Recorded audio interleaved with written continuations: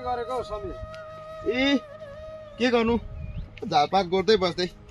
कता हिँडिस् त? बस् न। ल ल ल भइहाल्छ। गरम पनि थोरै छैन। बस बस। उफ, के छ तेरो हालखबर अन्त? हालखबर त के भन्छ साबु? हालखबर त त्यही तितेपाती तितेपात जस्तो भइरहेको छ। के गर्नु?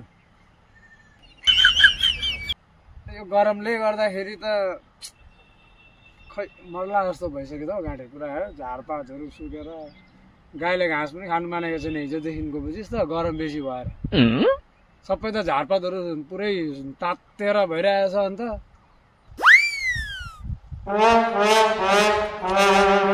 ओ नि मेरो हिजो गोरुलाई पनि यति घाँस काटेर हालिदिएको, खानै मानेन साला बच्चा।